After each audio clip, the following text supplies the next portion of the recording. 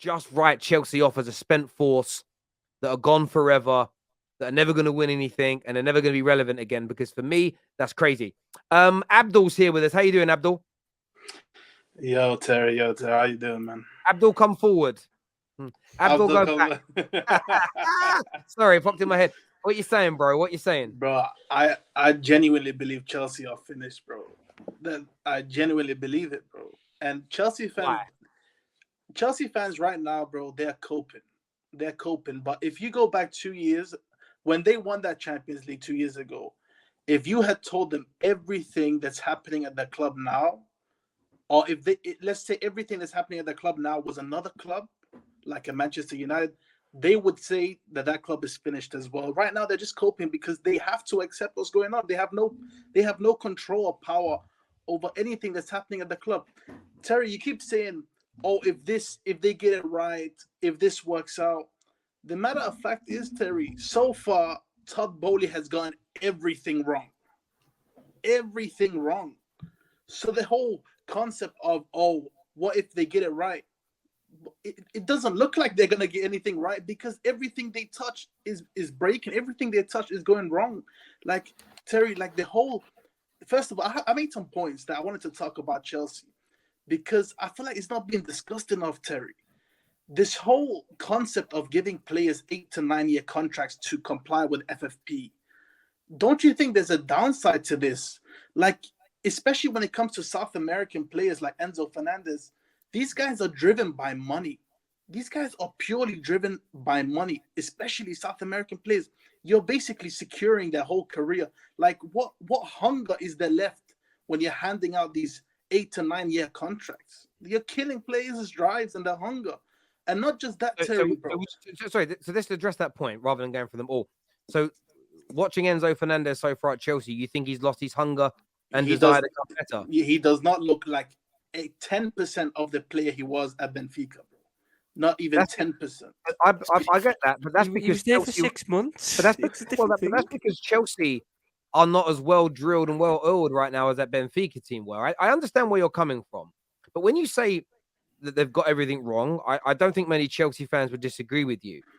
But we've seen, for instance, the Cronkies at Arsenal turn around how they're running the club and create a team that is winning again. But you don't think the current board and the new football decision makers at Chelsea can turn this round? You think that's it forever now? They're just done? Terry, I got a better point for him. Take your own team. Abdul, take your own team in Barca and look at the position we're talking about Chelsea now. Let's stick to Chelsea. No. This is to add on to Terry's. No, this is to add on to. This is to add on to Terry's question. Take your Barca. Why are we taking my team? Let's talk about Chelsea. My club is finished, bro. Abdul, you see why you're getting triggered now? Because you know the example. Changing the topic. No, I am not changing the subject because you won't let me flip and finish because you're sensitive right now, Abdul. I'm not sensitive. Relax yourself for 2 seconds and then hear what I've got to say. Then you can respond. Take your team with the foolishness and the corruption and everything that was going on. Yeah, we're proven innocent. Wait. That happened with certain people who did get arrested. Look at that. If someone said to you that Barcelona are forever finished and they would never be able to get back to the top, would you have said yes? Listen, I'm not expecting Chelsea fans to agree with me. This is just my observation. And from what I'm seeing is that they have the difference between Barca and Chelsea. First of all, that you can't compare them because Chelsea are owned by an American businessman and an American investment fund who they have no control over. These guys are going to be there until they decide to sell. We can actually vote in whoever is leading our club, our president. So I don't know why you're comparing the two situations. I just wanted to talk about Chelsea, man. Please let me finish on the Chelsea because I wrote down some points. Deflection, go ahead. I wrote down some points. Terry, for example, bro, like their transfer policy has been horrendous, bro. Horrendous. Like ludicrous signing. Terry, do you know Mudryk, who they spent like close to 100 million on? He has 30 professional appearances. 30 professional appearances before he joined the club, bro. Do you know how ludicrous that is? Sterling, Terry, I know all summer long you spent trying to hype up Sterling, saying he's not finished, or maybe he just needs a new scenery. Terry, he was on the decline at City. and his attitude. I understand where you're coming from. Like, I don't think there's anything wrong with Raheem Sterling's attitude. Every time I see Raheem Sterling on the pitch, he's someone that's working hard. There's nothing about his attitude on or off the pitch, Raheem Sterling, that I think awful, bro. Well, okay, let me finish my point. I don't think there's anything about Raheem Sterling's attitude or behavior on or off the pitch that deserves criticism. That man has received so much nonsense from people online, so much nonsense from the media when he's never done anything wrong. He hasn't been that good this year at Chelsea, but nor has anybody. Marcus Rashford is having one of the best seasons of his career because Man United have become a better football team again. Last year, when Man United were absolutely on our ass, he, along with 90% of our squad, had absolutely awful seasons. That's because the team were performing badly. Now, for me, Raheem Sterling joined Chelsea at the worst time in the last 20 years, probably one of the lowest moments in the last 30, 40, 50 years of their history. One of the worst, maybe not the worst. I'm not a Chelsea historian. So I think to judge individual players right now, you've done it with Enzo Fernandez. You said he's regressed. I get your point about Mykhailo Mudryk. He hasn't played a lot of games. They paid a hell of a lot of money for him. But also, do you think, and I want to ask you this question, this isn't whataboutery, it's a genuine question. Do you think Arsenal are a finished club? I don't think Arsenal are a finished club based on the fact that. Thank you for answering that. The reason I ask is they offered exactly the same amount of money as Chelsea.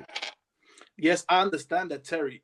So answer me the question: why are Chelsea wrong for spending that much money on him? Yes, because they're a finished club, but Arsenal are not a finished club, and they were willing to do the same thing. Clearly, two sets of scouts, two recruitment teams see a highly talented player that they were prepared to invest in. So that's the thing for me. What doesn't make sense here? Everything you said about Chelsea falling off. But I can explain it. I can explain why there's a difference. Why is there a difference in your opinion? There's a difference because when it comes to Arsenal, first of all, Chelsea needed a number 9. I don't know why they needed another winger. They've got one coming in now, haven't they've got Nkunku coming in. Yeah, So why would they go buying one now? He's not a number 9 either. He's not a number 9 either.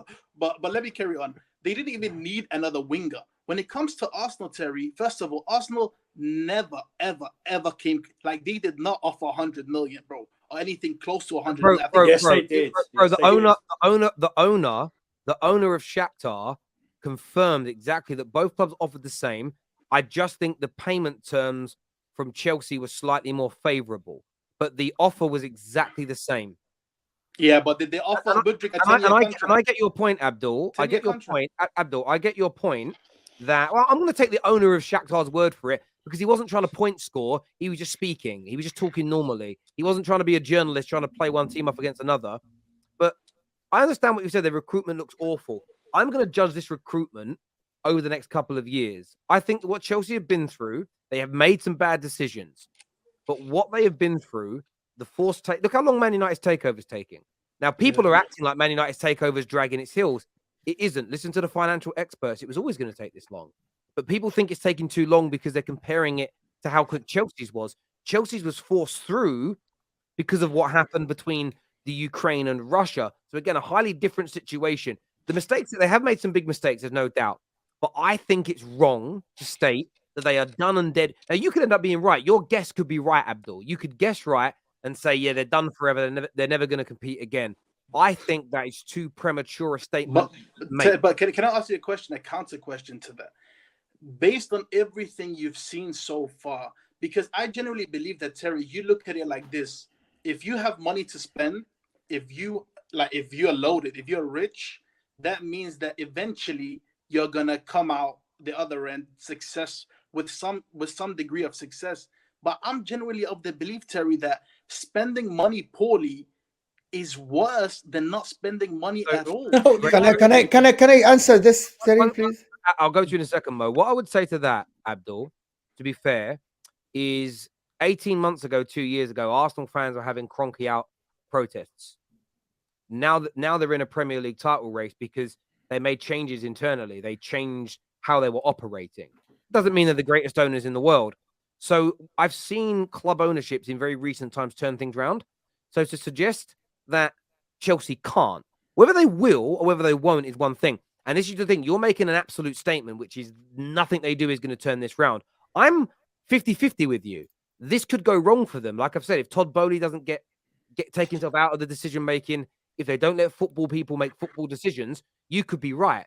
But if they allow football people to make football decisions moving forward, of course they can turn it around. So for me, I just can't sit in this black and white world of because of one bad year and because of some early mistakes from the new ownership, they're done forever. That's too hyperbolic. But I want to go to Mo. Mo's going to have a little say on this now as well. This is simple as Man United 92 to 2012, very successful, the most successful English club in these 20 years. Chelsea between 2003 and now they have been the most successful club.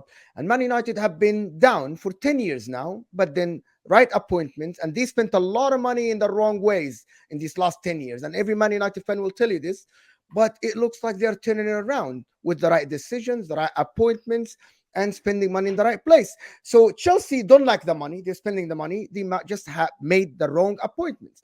So for us to suggest that Chelsea are done, I disagree with what they did. I don't like what they did. I think they're ruining the market. And I like this downfall. However, to suggest that they're done because of 1 year, you're not looking at the history, my friend. Just look at we only learn from the history. We only see the history and make this and make assumptions about it. This guy is a Barcelona but fan. Manchester United Of all the back, teams to say that you can't come back from the abyss, from all the teams, Abdul, I'm sorry, from all the teams, from all the teams to say that you can't come back from the abyss, Barcelona is not one of them. Barcelona, but you can't compare us. Yes, you can, bruv. You guys spent money on Coutinho, spent money on Dembele, spent money on Griezmann, spent so much money on so many different players, so many different failed managers. Koeman, Valverde, all these different managers coming in, failed. You guys were in the pits for a good 5-year period, and now you've made the right appointment in Xavi. You've got Laporta back. Things are turning around. You're buying the right players. So you can't sit there and say Chelsea are finished when your own club have gone through the same thing, if not worse, than Chelsea, bro. No one in Chelsea has been arrested. Yes, I think we've got to start calling you Labdol today with the big L there. No. Listen. I understand what you're saying, bro. But where I come from is that these are owners who can be very stubborn, bro. Like this is what you're not understanding. Abdul, I do understand where you're coming from, and like I've said, nothing you've said is an impossibility. Yeah. But you're making a sweeping statement of fact that they are not coming back from this. That's my belief. And that's fair. But your belief has got no... So you think there's no way, shape, or form they can get this right? I said this in the beginning. I think you misheard me. But I said, based on everything I've seen so far, because Terry... This is unprecedented. A team that has spent... Answer my question for me, though. So you don't believe... I just like straight answers. Do you believe they can turn this around? Based on what I've seen, it's unlikely. So there is a chance. Of course, there's always a chance, bro. There's always a chance. You've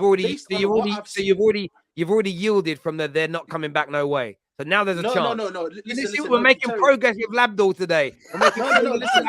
I said from the beginning. Listen, Terry. I said from the beginning, based on everything I've seen and all the wrong decisions they've made, that I believe that they're finished. That doesn't mean they can't turn it around. But I've seen nothing to suggest that. Let me can I answer him one thing? Man City in the beginning, my man Abdul, Man City in the beginning, they went and bought Robinho. They bought every superstar they want, and then they turned around Man City and made the right investment. And look at Man City now. Chelsea are not Man City. Chelsea already created history, my friend. They already have the global fan base with the one right appointment. The coach, they already have the squad. They did the hard part. They appointed young players. They got young players. Some of them won the World Cup, and they have the talent. The Badishilis, the Enzos, the Reece James, Chilwell.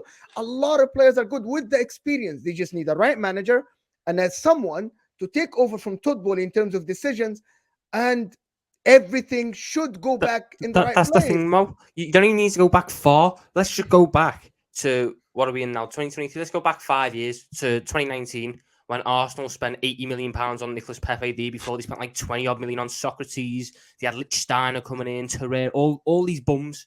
They went and spent about 200 million on bums, and people were saying at that time, "Oh, Arsenal are finished." And I'm sure you were probably saying the same thing. Arsenal are finished. The signs are crap. Well. Look at them now when they all of a sudden the project works. There is something there with this Chelsea team where you're sitting there going, I can see what you're now trying. I agree The summer transfer window had no structure, had no planning. It was just chucking money at players with big names and hoping that it stuck. But when you look at it now that you can see what they're more leaning to, young players, high upsides, but they're paying big fees for them. You've got Mudryk, you've got Fofana, you've got Badiashile. You've still got Reece James, Ben Chilwell's still there, who's solid. Enzo Fernandez. All these players who are there, who are going to be probably cornerstones of the next phase of Chelsea. That's in a much better situation than Arsenal were in 5 years ago, where they had a back four of Lichtsteiner, David Luiz, Socrates, and was it Monreal? So Tom, they are in a better situation now. Not even like and these ones are actually willing to spend the money now. These ones aren't going to sit there and make whoever comes in, Pochettino, spend 2 years developing the youth. They will allow for loans to do that. They will go out and buy Poch some ready-made players, some players who are further along the schedule. To say that there is no way for it to happen, or you've not seen any signs on the pitch, no, but that's just because Chelsea have been awful on the pitch, but not because of the players that they've signed necessarily. Tom, imagine your sample size being 1 year. Imagine your sample size being 1 year. No. Listen. I agree with not even a year. I agree with a lot of what you're saying, but even on the whole Mauricio Pochettino signing, it's a horrific signing in my opinion. Because at the end of the day, Chelsea's ambition, this is what I think people are not understanding. They're trying to turn Chelsea into something that they've never been. Chelsea have never been a process club. Chelsea have never been this club where you're building slowly. They've been a club that wins here and now. This is the thing, though, Abdul. This is the thing. Before Roman, they weren't that kind of club either. Yeah, and they weren't successful either. So, but the point I'm making is, if you'd have said to somebody in 2002, they're going to get a billionaire owner that's going to throw loads of money at it and sack managers every couple of years, everybody would have said, that won't work. I just think it's too premature to completely write Chelsea off. But Abdul, I appreciate your opinions on that. I really, really do. We had some super chats, I think, came through.